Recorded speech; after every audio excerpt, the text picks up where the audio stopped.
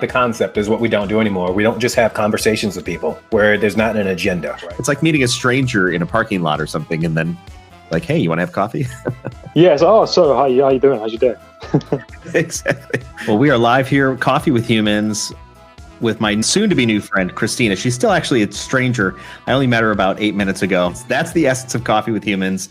Two people just bumping into each other randomly and then saying, hey, let's go have coffee. Before we got on the broadcast, I was thinking if we could have this discussion anywhere, where would that be? And I came up with we could be sitting in Iceland in a hot spring.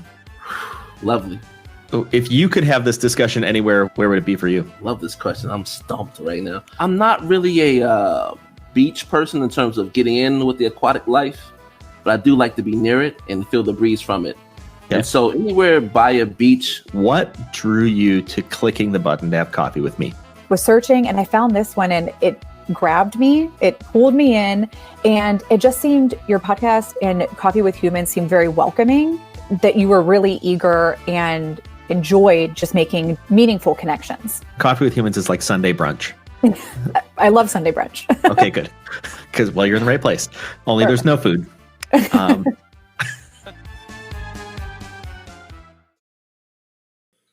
All right, we are live here with Coffee with Humans with my new friend, Angel, from the CEO of Confidant.com. Welcome to Coffee with Humans, sir. You bet. Thank you. Thank you very much for having me, and thank you everybody who's watching us today. So we were talking a little bit before the broadcast that you are in Texas, and I'm in Northern Illinois. Exactly. Okay, cool. And you use you apparently live stream every day, you said. And for our viewers and listeners, I know nothing about you. I know that I typed those words right down there. Okay. And we're meeting for the first time. So that's good. That's good. Why are you here? Exactly. Why are you here? Why do you care? Of everything I could be doing today, why am I here with Jason Todd? Well, obviously it's an honor to be here. I'm here with you because I love the humans part of your show. Okay, besides being a coffee connoisseur kind of thing. So you can go online, you can Google me, you can do lots of things, and you can read my bio, everything, but there's something which is not written anywhere, which is that I honestly consider myself the connector of the unconnected. And probably throughout the conversation, we will see that. So when I saw humans, and I'm originally from Spain, we love coffee. We love short coffee, the espresso coffee. And throughout my entire life, I've always been surrounded by coffee. So with those two words, connecting coffee or connecting humans through coffee, I think it's a great experience.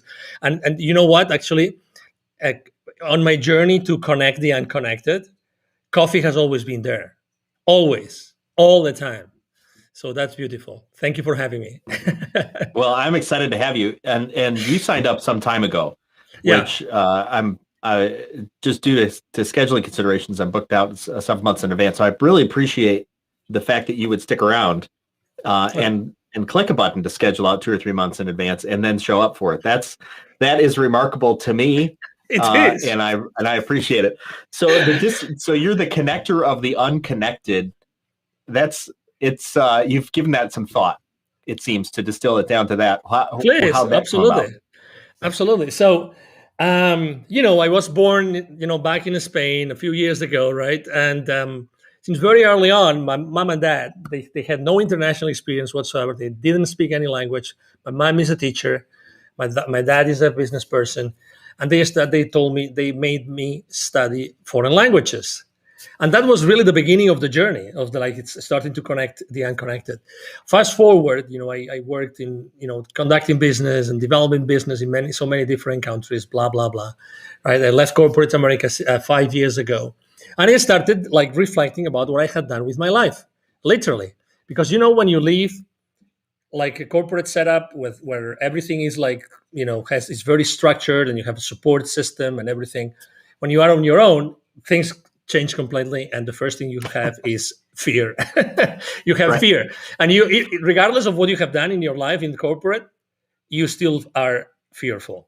And then I started to literally write my blessings. Someone told me, hey, why don't you sit down and literally write what you have done throughout your life from a professional perspective? And I started counting the countries I have done business and the people I had connected with, and blah, blah, blah, blah, blah. And the reason why I had left corporate America, actually, one of the main reasons, besides being with my family more often, because I was traveling all the time, all over the place, was starting my nonprofit. And actually, I am the co-founder and president of a nonprofit called Wisdom for Kids.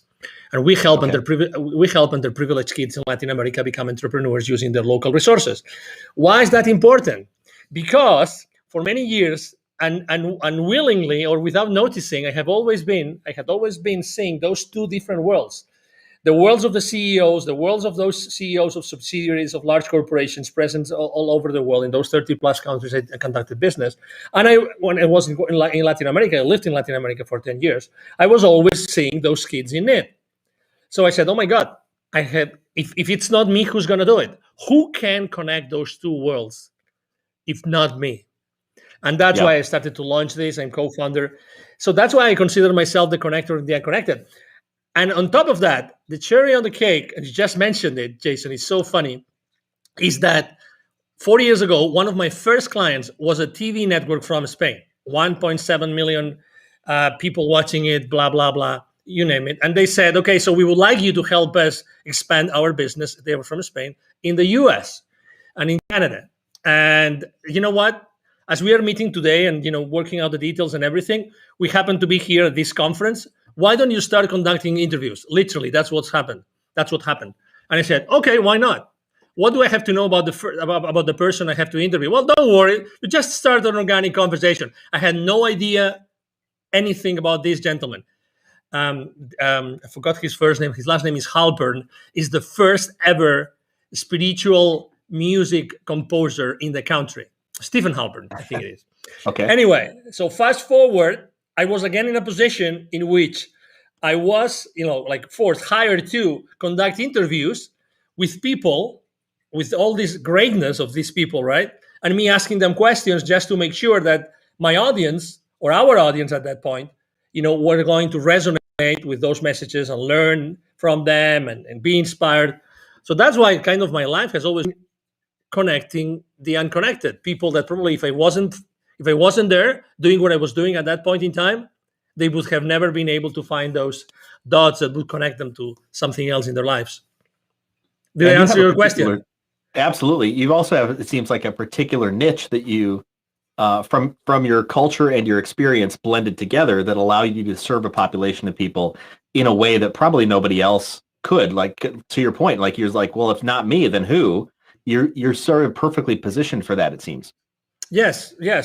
And obviously, again, as anything else, you have the excitement and the passion and the idea and the concept, but then it has to become a reality, right? Then you have to start developing it. You have to start working on the workshop, how to do this, how to do that, right? I mean, for the kids in need. And then how do you connect, CEOs of corporate companies, with the underprivileged, all these kind of things. You have to work out the details. But yes, I think that everything I've done in my life was just preparing me to be the connector of the unconnected. And I keep on doing the same thing. And I always think that there's a reason why I'm connected with people. And there's a reason why I'm here today. And I'm sure that someone will be resonating with us, with what we are saying today. And I'm probably going to take action on some part of their lives that maybe they procrastinated on. I don't know. But that's the beauty of a conversation, Jason. Yeah, I agree. It seems that in agreement with you, it seems that people do have a certain thread that seems to carry out through their lives. And that thread becomes clearer the older and the more experienced, right? And I don't think it's older and experienced go hand in hand, but the more experienced a person becomes in their lives and assessing who they are, that thread of continuity, which is it's that character, it's the character and the skill and the interest that kind of all comes together, and it comes together in every aspect of your life. And that's what you stumbled upon. And you've said it so eloquently, the connector of the unconnected, which having that level of clarity means that you've done this a time or two. Thank you. Let me tell you why right now I'm having chills. A guy that has a 12-minute combo, something like this. He's an extraordinary, a podcaster, just as you like you. And he asked me on one of his podcasts interviews. He asked me, "What's that song that has been around with you for your entire life?" I had never been asked that question ever. And suddenly I realized, and listen, you will not believe this, Jason. The song is from a band called Supertramp. Do you remember Supertramp? The band called I Supertramp? only know the name. Okay, you know the name. Okay, so this song that has been all the time with me, and it still plays on my playlists, is Taking the Long Way Home. Taking the long way home.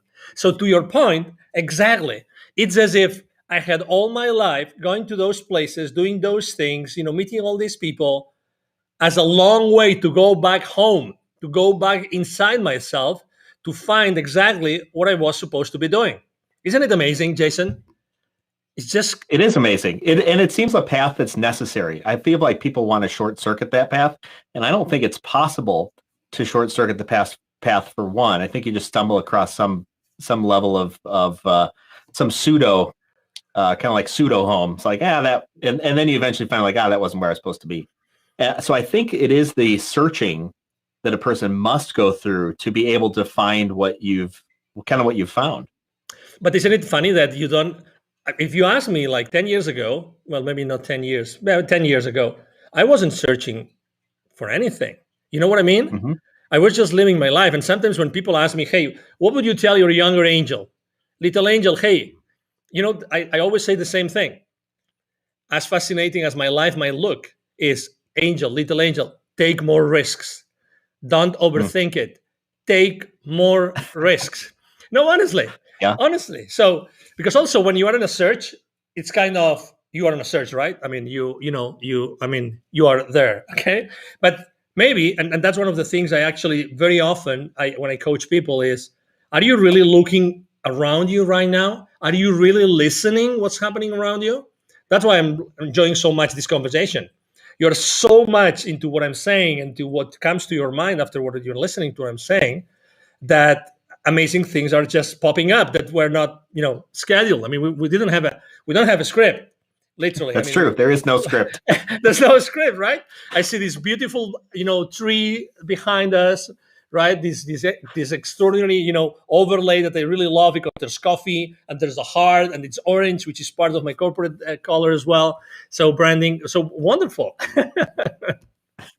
Well, I appreciate that you see that, and that does tell me a bit. You've kind of been here, done that. You are experienced in a lot of different areas to be able to have that clarity, because not everybody sees that type of depth, I think, to these types of conversations. And to your point, Coffee with Humans really is about connecting people together in a very intentional way, because I believe that as people, we should be about creating great things. And when we can come together intentionally to create something good things happen. Just the fact that we ended up in the same place and then set a similar direction, and it's random. I mean, you could call it random, right? I mean, I'll have coffee with anybody, but every time I have coffee, I literally I go, okay, like I want to see something good come out of this, and it's never failed. It has not failed once to have something good out of it. And that's, I think, the power of just being intentional and having that clarity and focus, which is clearly what you do with your Connecting the Unconnected, which maybe you weren't thinking of that earlier, right? But it's Never. your DNA. It's what's coming out of you. It's like your fingerprint, right? And Exactly. And when you look back, you're like, oh, that I can see that was from me. I can see that was generated internally. But it is that it is that what's this? It's that assessment, or like assessing our lives or assessing our experiences, which then we draw out the lessons and we draw out the clarity, which then allows us to be intentional, I think, about our next, kind of like what's next. We have to be intentional, or have the opportunity to be intentional about that. And so, I mean, I started my own company 5 and something years ago. Before that, I was working for many corporations, mostly American, although I'm a European. But guess what? The Connecting the Unconnected came up to my mind only 2 years ago. So the north of the country a little bit, so that's going to resonate with you. The Adirondacks. It was with a very good friend of mine. Her name is Christine Powers, and her husband Larry. And it was that they have a great retreat center. They have something called the Philosopher's Camp, And I attended one of their philosophers' camp. There is a beautiful land. I think it's 100 plus acres. And I was so in tune with myself and with nature and everything that is in there. Well, if you know the Adirondacks, they're beautiful. And I just, all these amazing things started to come to my mind, and I realized that I had been working for that, and I had been doing that consistently, always, and being open to listen. I think that's very important, and we have to find a balance between having our goals and our plans to achieve those goals, and also to be open enough to course correct. Sometimes life, I like to. The same way you were saying about your coffees with people, right? Every time you drink coffee with someone, with a human, that it's always been worth it, right? Because there's always been something coming up out of that conversation. It's the same thing with me. Every time I've seen something, instead of discarding it, I said, "Oh, wait a minute, let's have a conversation. Let's talk. Let's see if anything makes sense at all." And then there's a new path over there. There's a new, avenue that opens for you, and you decide if it's good for you or not. But again, and that's why it's so important to be paying attention. And also, I would like to say that we are very distracted. Okay, and that's why it's very important in life to differentiate between judgment and discernment. Very important. Okay, judgment and discernment. I think that we all have to really sharpen our knife with discernment, very much so. But it doesn't mean that we have to put all our emotions, our feelings, and take advantage and blah blah blah, going down the path of being judgmental or judgmentalism. And I think that those two words are so mixed that people tend to take everything personal and not leave anything for discernment. And that's why I think that it's extremely important to have those coffees with humans, to walk that path. It's an experiment. You actually conduct an experiment every single time you open your streaming platform and your outlets, your social media outlets. You open them for someone that you barely know. That you read something about that person. Your guests might have read something about you, or might have Googled you, maybe, exactly, or maybe not, right? But again, the presence, the importance is the presence, is how present you are, how present I am here, and where the conversation is taking us, and how can we inspire our audience at the end of the day? How can we inspire our audience with our conversation? Yeah. You used a very interesting and intellectual word that is not used very often, is, in my estimation, the word discernment. And I love how you bring a distinction between judgment and discernment. And I think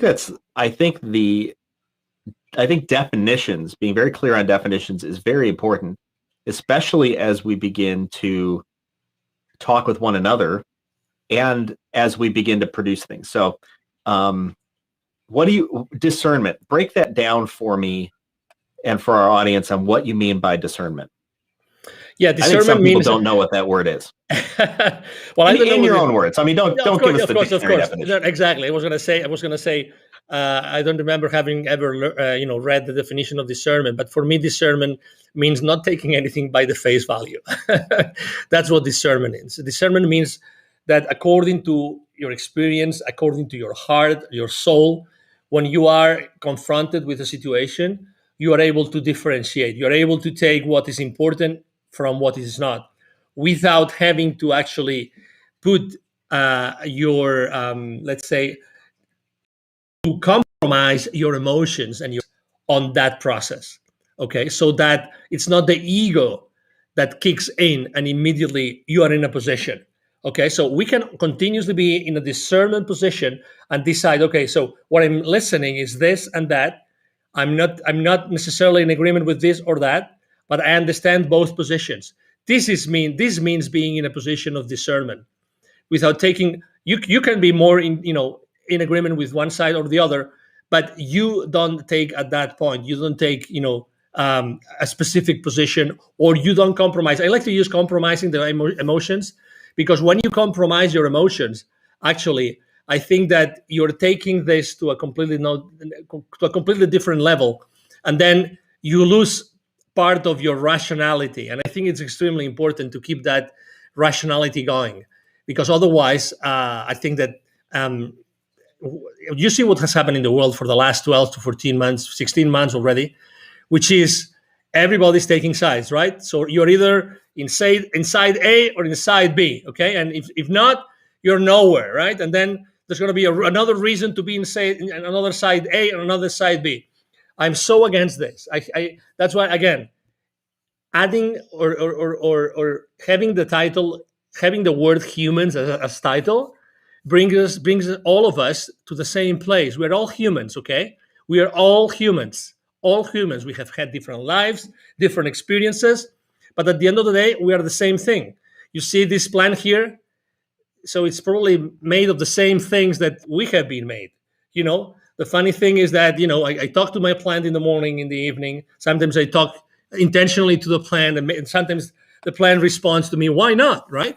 So, but we are all part of the same thing, and that's extremely important. That's why I think that discernment should be a word that should be in the forefront of many conversations today. I see that you, connecting a handful of things here. One is this idea of, we're all humans. And that's actually why this is just named Coffee with Humans. And you mentioned this being an experiment, which is totally true.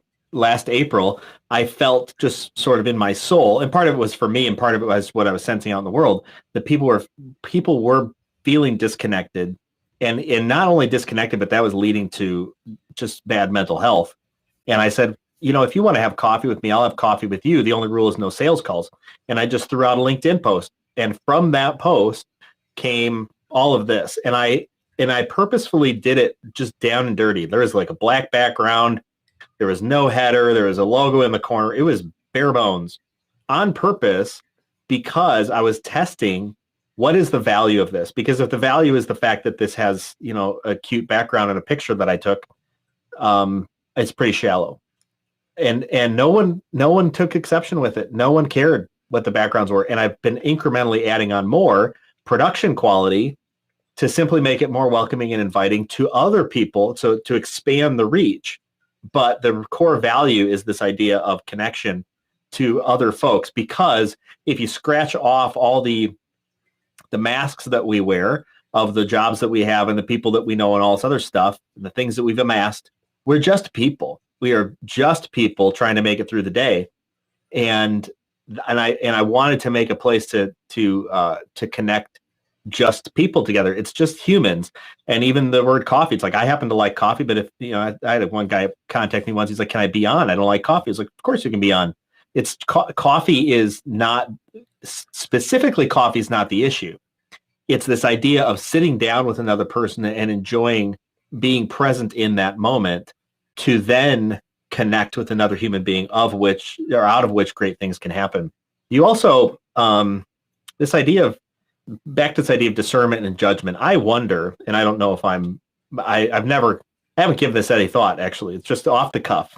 Please. Which is, discernment seems to be a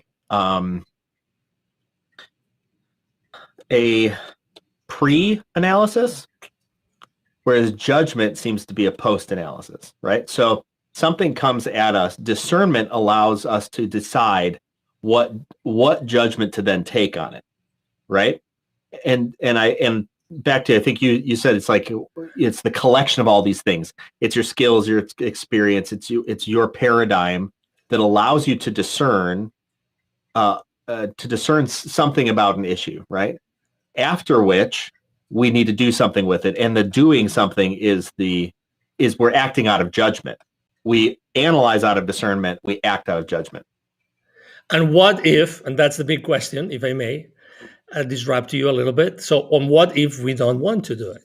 You know what I mean? What if we don't want to take the second step? If we just want to let it go? And I would like to actually suggest, if I may, a book. It's obviously it's not my book, but it's a book. I went to a spiritual in Venice Beach in Los Angeles a few years ago, and I asked the owner of the store, spiritual bookstore, and I asked what's the most popular book was at that time The Untethered Soul by Michael A. Singer. Okay, so I recommend this book because it talks exactly about this. It's an amazing story. This guy has an amazing story. Unfortunately, he doesn't give interviews. Otherwise, I would exactly. Thank you. Otherwise, I would recommend you. I wish I could interview this guy, because this guy is brilliant and his story is brilliant, and he has many different books besides this one. So the Undeath Soul speaks about this, about why do we have to always leave inside of us some sort of footprint of everything that happens around. So this discernment, actually, I consider discernment to be a tool that helps us actually protect ourselves. It will be, obviously, it wouldn't be an understatement to say that we are as humans, we are beings, so we are animals, so we live in survival mode most of the time, right? So we are supposed to live, for a long time, and that's why we continuously, we are aware of so many things to protect our species, our life, right? But in reality, as you know, for instance, we have this wonderful thing called smartphone, which distracts us all the time, all day long, every single day, right? Yep. So, but that kind of distraction, unfortunately, is not the right thing, right? It can help us, but as you all know, and if you have watched a very interesting movie with many different former C-level executives of these large, social media companies called Social Dilemma. They speak how they don't allow their kids to have cell phones or smartphones, and they even put duct tape to their cameras in their phones and in their computers, right? I wonder why. But anyway, what I'm trying to say is, why don't we? Are we obliged to really make that comment, make that judgment, that additional step? Are we or are we not? My conclusion is, we are really not, but I think that socially speaking, it's considered awkward when you don't make that judgment. Imagine you are 3 or 4 of your friends all together drinking beers Friday night, right? Let's say, or whatever you want to drink. Or if you don't want to drink anything, it doesn't matter, but you're all together and you start talking about something. Imagine that at some point, 3 of you decide not to make a judgment about a specific situation that the 4th has brought up. He would say, "Hey guys, what's going on?" So silence is so important. Yes. It's so important that silence has become socially awkward. My mom says, and my mom has always taught us a lot of different, sayings. It's because she's a school teacher. So she has this saying about silence, which is, silence is the land of the strong. Silence is the land of the strong. And there's so much truth in that. There's so much truth in that. And we underestimate. I'm having chills again, Jason. we underestimate it. Why not using silence? Why not? I completely agree. I think we need to be wise about where we spend our energy and what we allow in. So for years, I've not watched television, like terrestrial television with ads and things like that. Same and here. I've not listened to the radio because I just refuse to listen to the ads. It's all noise. I have a tendency to not like social media, even though, social media might be even good for business. I don't like it because I find that it can easily suck me in. Years ago, I don't know if you remember on Facebook, this is a long time ago. On Facebook, there was a game called Farmville. Okay, no, I don't know. And Farmville just had these little squares, and it was a farm, right? And you expand your farm, and then you could plant crops, and then you have to go click, click, click, click, click, click, click, click, click, click, click to harvest the crops, or you had to spend your cash, building a barn, and then the barn would give you chickens, and then you had to click, click, click, click, click, click, click, click, click, click, click, click to collect all the eggs. And I remember pretty clearly, I was sitting there one time thinking about Farmville. And I started to add up the amount of time I had created a virtual farm that lived only in Facebook. And I thought, at this point, I could have made my own farm in a backyard and had actual vegetables instead of this stupid Farmville thing, which was just designed to get me to engage more on Facebook and buy more stuff. And I thought, this is stupid. And I shut it off and I never went back. And I've become a little bit more discerning about things that like hobbies. Like I think I like to play a game called Cities Skylines, which is a city building game. I enjoy it. I find the challenge of it interesting. I like thinking through stuff and how do you lay stuff out? It's all very engaging to me. Sometimes I know I'm playing it as a distraction. Like I have other things I need to attend to, and I'm scared to attend to those things, and so I go to the easier thing, which is build a virtual city. And I'm pretty understanding of those moments. But when I feel like, and then I know that there's sometimes just like I just enjoy it, and you just do something you enjoy. Why the hell not? But there's no like endless days of playing. Like I used to do on Farmville. I don't get lost. I refuse to get lost in it, and I challenge advertisements because I know for a fact that when I see ads, I seem to want things, and when I don't see ads, I tend not to need things, and I don't want them because I didn't know they were there. They didn't enter my mind. There is a process. And it gets to what you're saying. There's this idea of taking thoughts into captivity. I mean, that's a very spiritual way of looking at it.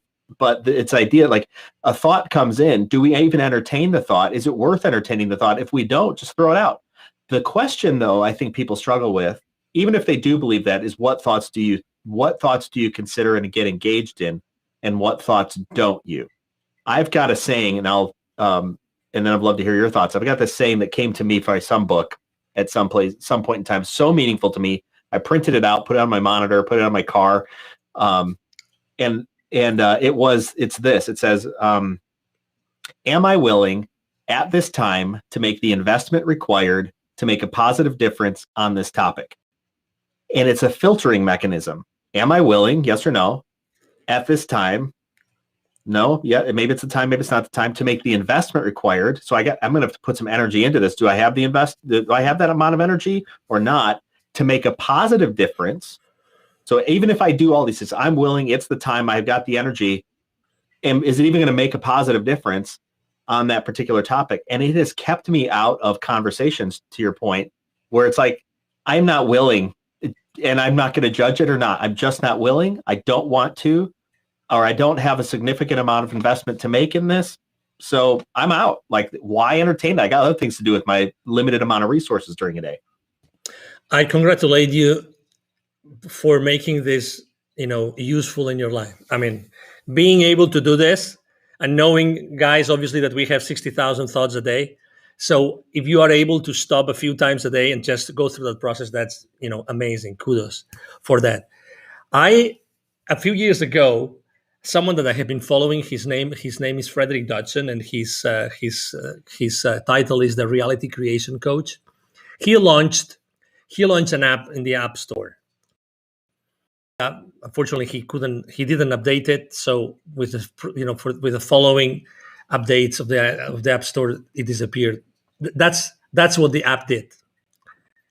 The only thing that the app did is you could program how many minutes in between the app would talk to you from the phone, and the app would ask you, where would you like your attention to be right now? Where would you like your attention to be right now? He spent months of his time convincing the App Store that was an app worth having in the App Store, because they would say, that's so stupid. That's so stupid you have. Why do you want us to hold space for you here in the app, even if they charge you for that? For something that the only thing that does is this. He said, because people really need this.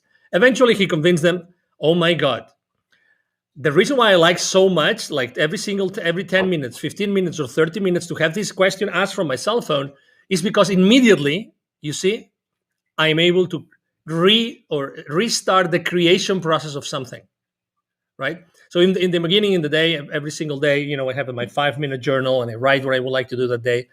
So those questions, where would you like your attention to be right now, is so powerful because it puts me in creation mode again.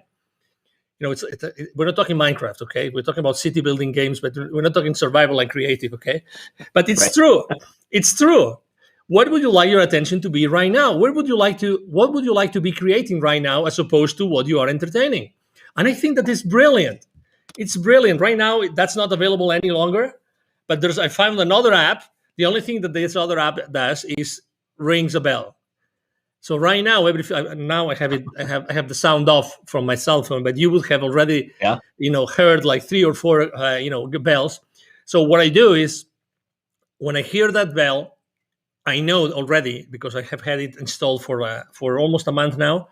I know that I have to take my attention to a specific place.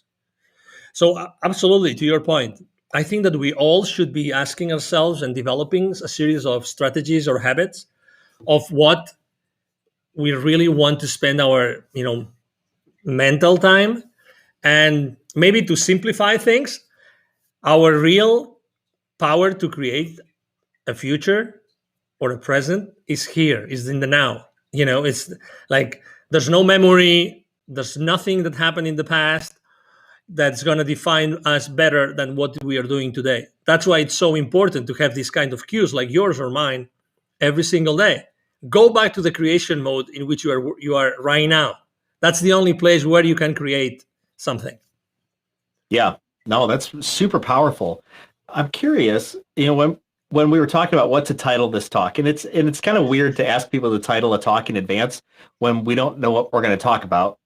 And I simply ask, hey, what's on your mind and how do you want to say it? And you said the silent revolution. So gathering kind of like grains of sand, all of these things that we've been talking about in this space, how does that connect to the word or the phrase, the silent revolution? Because I believe that the same as you last year, 1 year ago, April 2020, you decided to start Coffee with Humans, and you didn't pay $1 million in ads, right? And you didn't go to the big influencers and pay them $3,000 for a post to 3 million followers on Instagram. No, you didn't do that. So because I believe that thanks to everything that is happening in the world and has happened for the last 14 to 16 months, right now is April 2021, there's a whole bunch of people out there like you, just like you, Jason, that have started to do things silently, maybe not even raising their hands, to reconnect the people that are unconnected or that have been disconnected throughout the last few years, for the last few months. You and I have acknowledged that there have been so many bridges burned for the last 12, 14, 16 months, that, those bridges rebuilt. That has been actually my number one theme on social media for the last year, has been building bridges, because we are humans. If we forget about the rest of the noise around us, that we have nothing to see, really, honestly, we don't have anything to see with that noise. If we go inside of us to our heart and we reflect on who we really are and who we really want to become, I think that we, every single day, by connecting with people, and you're doing it every single day with your show, and many other people out there's a whole bunch of people that, thanks to the uncomfortability of those bridges that were being burned, all these people is actually coming together and unknowingly and bringing the greatness of others, so that the audiences can learn more and more and more and feel more connected. We desperately need to help the people that unfortunately have been disconnected or feel totally disconnected or even unconnected from the world and from the rest of us. It seems to me also that there are people who don't know that they are unconnected or disconnected. I agree. How do you see that? Yeah, it's true. But it's like having one of those controversial conversations, right, on social media, in which, I don't know about you, but for instance, I have 5,000 followers on Facebook. Every time I need to put additional people, I just share something which is politically incorrect with some of my audience. I know I'm going to get between 20 and 40 spots in the next 24 hours. And I don't care about the side, I don't care about the side of the people or of the post I'm going to repost, and I don't even say anything. I just put the face, this emoji, this amazing emoji that someone like this, like thinking. So if I just repost a politically incorrect post on my feed with this face, without even saying if I am in favor or against, 20 to 40 people in 24 hours are going to unfriend me on Facebook. Guaranteed. I love it. Guaranteed. I love it. The thing I love about that, And what sticks out to me is that all of our responses, the way we interpret things, are all happening here. Totally. And it's, to your point, that's totally true. All you have to do is go, right? And you said nothing. What was said will all happen inside each individual. And we as humans, and I me too, right? I'm a person, right? I see something happening, or I hear something, or I read something, or somebody sends me a message. I read into that what I want, what I'm bringing, and it's so I think interesting to recognize that. But then it's more important that we apply it to ourselves. Like for me, how did I read that? I read something the other day and I was a little pissed off. And I was hurt, and I was like, and all of a sudden I was getting in my head, and I took the opportunity to walk outside myself for just a moment and observe and go, oh, Jason, there's that feeling again. Huh. That's the feeling you get. You're kind of a silly guy. You keep going to that one feeling. Why do you think that is? And then I counseled myself in that moment and walked myself out or through that time. And I was like, okay, great. Now I can set myself back in. I'll be back present in the moment. And I just responded, set it down, and walked away. And I find myself that I have too, like you're saying, have been caught in these times when I just look at something and I go, oh, what the heck why'd they mean that? It's like, you have no idea what they meant. It was just words, or it was just an emoji. Like, you don't actually know what they meant because you missed the conversation. You actually didn't want to have a conversation with them. Exactly. You just wanted to take action. You're really like primed. The pump is primed so often in ourselves to just take action. And like you talked about, judge instead of discern. Mm-hmm. Exactly. And as you know, the funny thing is that happens in the unconscious. I mean, this is like, boom, triggered. And immediately what you feel, which is, I mean, I'm not a scientist, but I love to read. I'm an avid reader. As soon as you go to that thought, right, and you have that feeling, right, there's immediately, that's demonstrated scientifically, it's immediately a rush of chemicals through your body. Actually, we are identifying those chemicals, in our body when we go down that rabbit hole that you know for a fact that you don't want to go, but you still go, right? And the funny thing is that you really like those chemicals, because you are actually addicted to those chemicals. Yeah. That's why that's the beauty of this app. Where do you want your attention to be right now? I mean, if I could, it would be like every 5 minutes. I think that we should like tame ourselves. Yeah, tame. Yeah, it makes sense. We should really tame ourselves, because we have this beast inside of us, because we are humans and because we have to live in survival mode to survive, blah, blah, blah. But still, becoming aware and trying to break the habit of being ourselves. That's really what we should be trying. Well, it's like Pavlov's dogs, right? I mean, that was the whole thing of Pavlov's dogs. This scientific experiment they did years ago, rang a bell and fed the dog. I think it was, or was it rang a bell and beat the dog? I don't even know what it was, but basically the idea is that we get trained, and you use the word tame. It's like we train ourselves into this process where we see something or feel something or hear something and respond, and that's in some ways a good thing. I mean, our body exists in that reactionary fashion for sometimes good reasons. Like, you touch a pan and it goes, or we go, oh my gosh, fight or flight. We make a quick flight reaction because somebody's coming at us. But too often, I think we do get caught up in this moment of I just respond, and that just becomes my nature. And then my body becomes, like you're talking about, addicted to simply responding, or addicted to simply talking, or addicted to simply gossiping, or whatever it is. And we think that we're making progress when really we're just, it's like we're stirring this soup, but we never eat it. It's like we don't even know, and we're just allowing anybody to put something into it. And we just keep stir.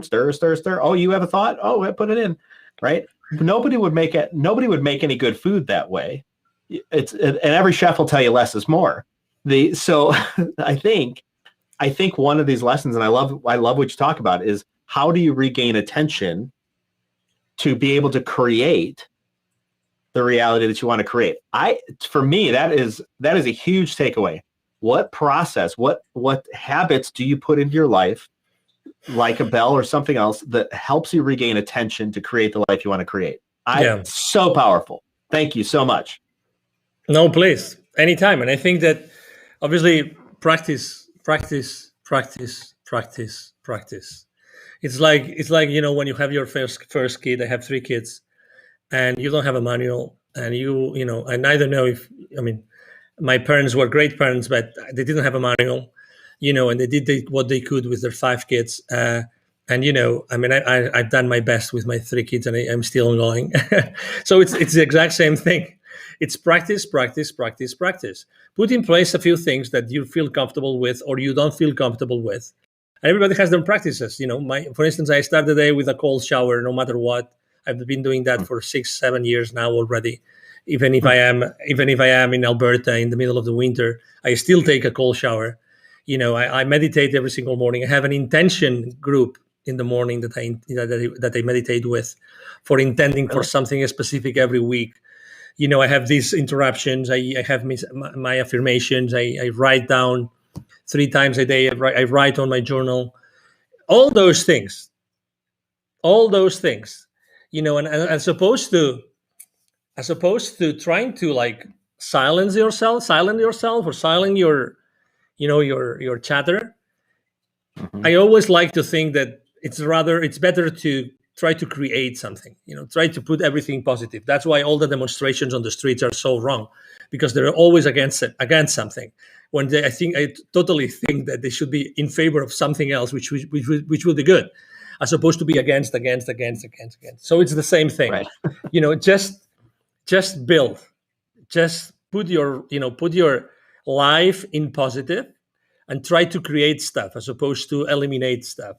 Try to put yourself in a place where you're always creating something. For me, literally, very honestly, I have to confess something, Jason, which is I like to be interviewed on podcast shows to discover what I know. Right? Really, honestly. Absolutely. because the same way I described what I had done, in my life when I left corporate America to see what my brand should be. It's the exact same thing. You don't really know everything that you've heard, you've interiorized, you've experienced, everything you've seen, you've heard, until someone asks you that question and you say, "Oh my God, yes," and that's the power of a conversation. Yeah, that's the infinite power of a conversation. Conversations are super powerful. Absolutely, I totally agree, and you're absolutely right on.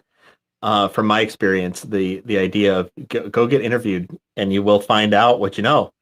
And it's sometimes fascinating. I use this example. I know we're coming up at the end of our time here, but I use this example of years ago. I remember I was talking to some guy who was having trouble getting stuff done, and I was like, "Hey, have you made a list of what it is you need to do?" Because he kept talking about all sorts of stuff. Have made a list of what you need to do, and he's like, "A list?" And it's totally like earth shattering to him. And instead of going, "Oh, you dummy, you don't know how to make a list," I thought, "Oh, there's a time when I remember as a highly capable individual, a sales exec, to figure out what I need to do, I write them on these little yellow Post-it notes, and like just tiny little things. I mean, just a tiny Post-it note even. And then I folded it in half because I didn't want to get my pocket sticky, and I put it in my pocket. And at the end of the day, I'd have this like plethora of Post-it notes. And I start going through them like, "Oh, I didn't get this one done," or "Oh, I did get that done," or "Oh, oops. Oh no, I forgot a Post-it note."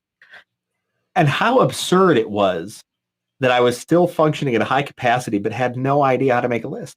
And fast forward to today, it's like when I've got lists, and if I'm ever questioning what to do, I make a list. I was working with a gentleman this morning, and I'm advising him on his business stuff, and I'm the keeper of the list. It's just like there are simple skills that sometimes we forget that we have, and then like you, sometimes it requires like a kind of a reset. It's like, wait a second, let's make an exhaustive list of everything that I've done and all the things that I know, and then when you stack all that up, you're like, wow, like you've done a lot, buddy. You're good. It's like, it's okay.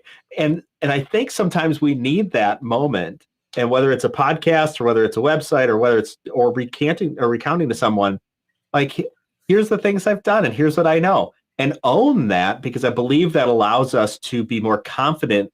And back to this idea of discernment, I think it allows us to be more confident in our discernment and in our own judgment and our own wisdom, which then allows us to go about being, I think, more intentional and creative and doing the things that we trusting our gut, right? And doing the things that we want to do, and just knowing like that's you're on the path.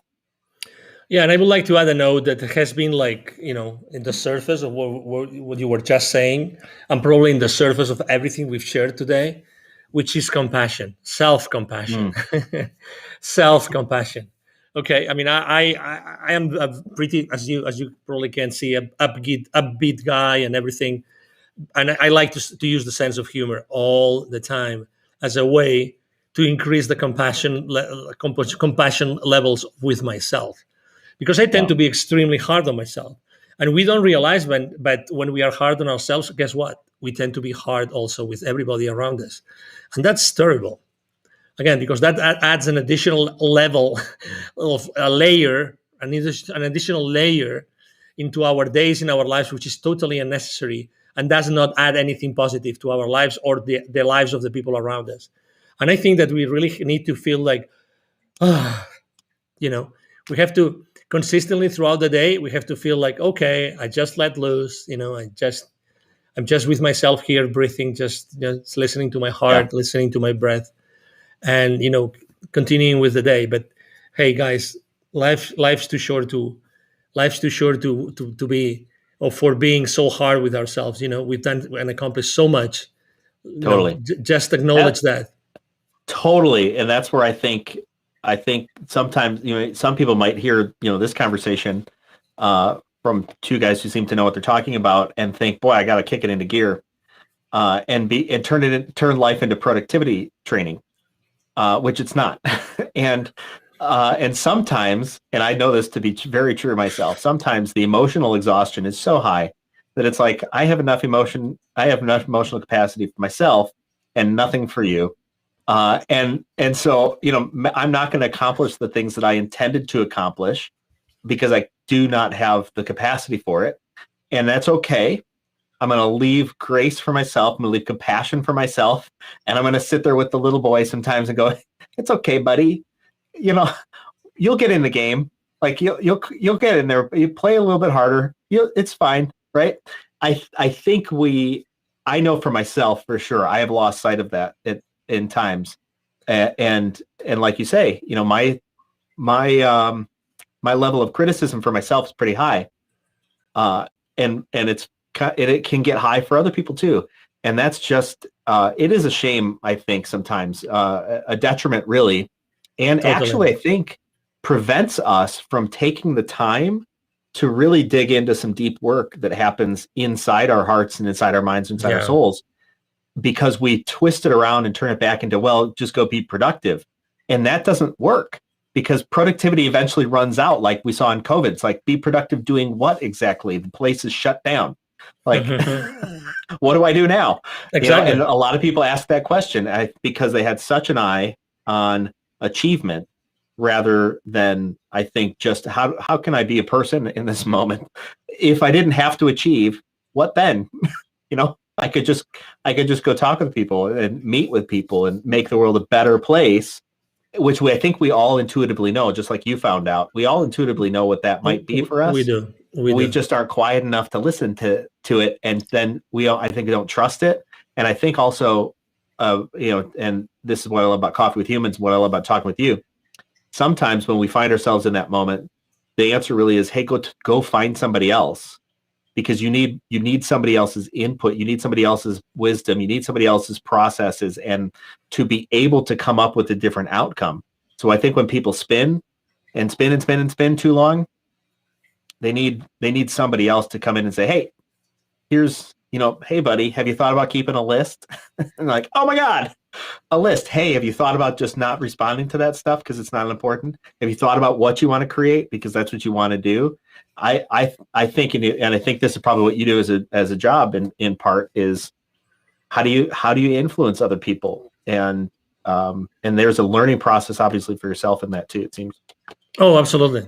Yeah, everything starts from ourselves, from myself, from inside of me, getting to know myself, and again, being compassionate. I mean, everybody. I mean, again, you cannot blame the world for being how it is. The only thing that we can control is ourselves and the way we look at the world and what we can do to change it.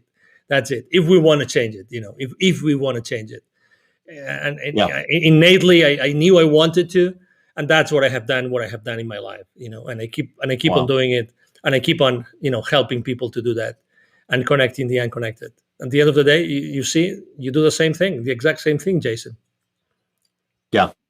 Well, Angel, this is fantastic. I really so much appreciate you being here on Coffee with Humans, and likewise, I honor you in this space. Thank for you. our viewers and listeners. Angel and I met just a little over an hour ago, and we knew nothing about each other prior to then. And we've I think talked about some really great life-changing subjects. I know I've taken something from this, and I trust that you have too. So me too. Absolutely. Thanks for joining us. Totally. All right. Thank you very much, Jason, for having me. Absolutely. Catch us next time. Bye. Thank you. Bye-bye. One of the things I love about Coffee with Humans are the raw conversations I get to have, meeting new people just like you. If you or someone you know should be on Coffee with Humans, go to coffeewithhumans.com. Remember, the only rule is no sales calls.